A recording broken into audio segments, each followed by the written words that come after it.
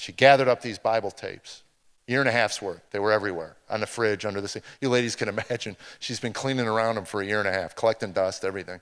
She gathers them all up, and she brings them into the living room, and she throws them on the floor before she leaves, and she says, you either listen to these things or I'm throwing them out. And that little voice, we all have a little quiet voice inside of us.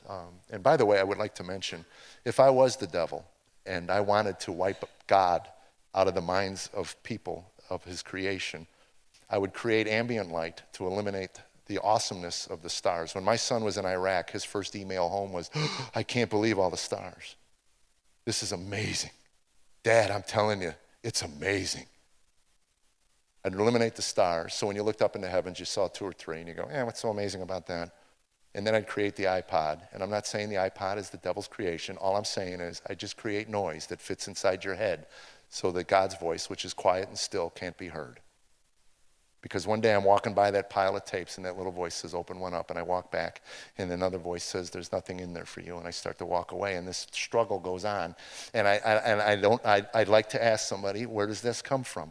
Where does this struggle come from? I had never had a problem going to a music store, buying a Bruce Springsteen tape, and pulling it out and putting it in my cassette. Now I got a bunch of God's word sitting on the floor, and this struggle comes in. It's nothing but biblical trash. That's when at one point my head screamed at me, it's biblical trash, and I start to walk away, and it's like open one up. So I finally just walk over there like it's on fire, and I rip one open, and I throw them on the floor, and it's Ecclesiastes. I couldn't even pronounce it. Ecclesiastes, what is this? Ecclesiastes? I got to get the Bible out of the junk drawer. The Bible never left the junk drawer, because once you put something in a junk drawer, it never leaves.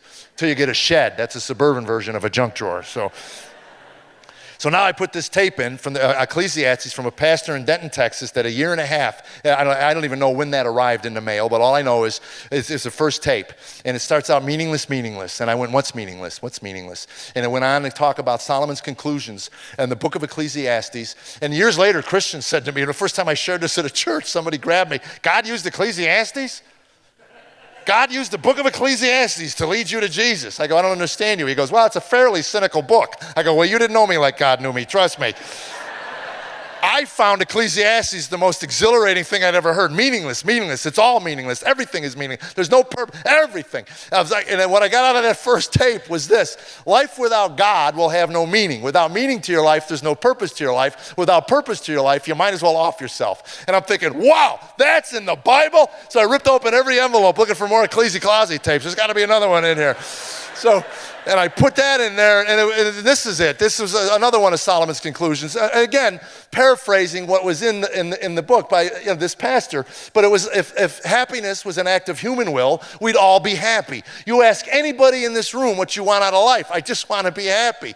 Well, what is that? How do you define that? If it's the next iPod, the next man, the next woman, the next job, the next car, the next ad infinitum, you're in for a long haul while you're down here on earth. Solomon's conclusions were nothing of this earth will ever give you lasting joy and happiness outside of God. So I'm sitting there listening to this, and I knew this because I did this. I went to the mirror, and I went to affirm yourself. Oh, what a load of garbage that turned out to be.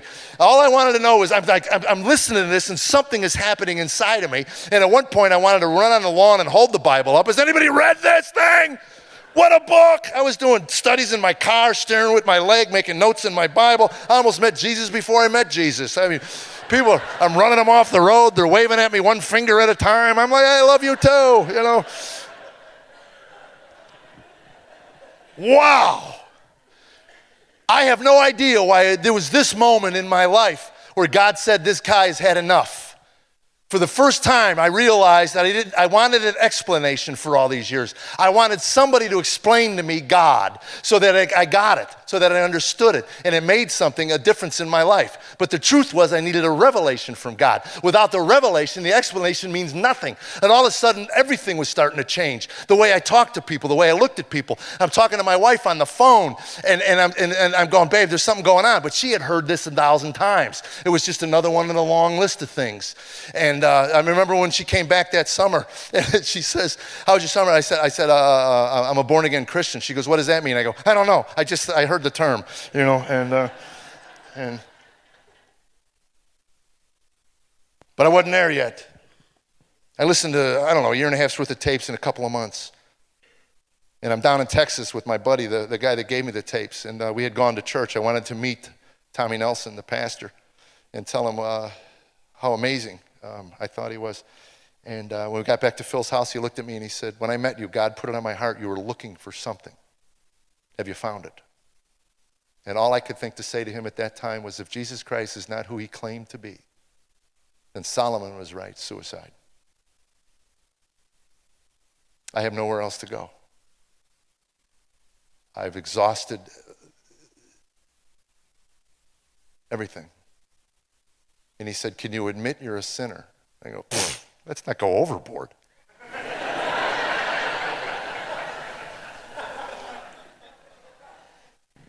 When God gets a man downwind from himself, admitting you're a sinner is really? Yeah, I fall a little short. I gave my life to Christ, all of it. I said, if comedy is what you want me to do, you take it, you do something with it.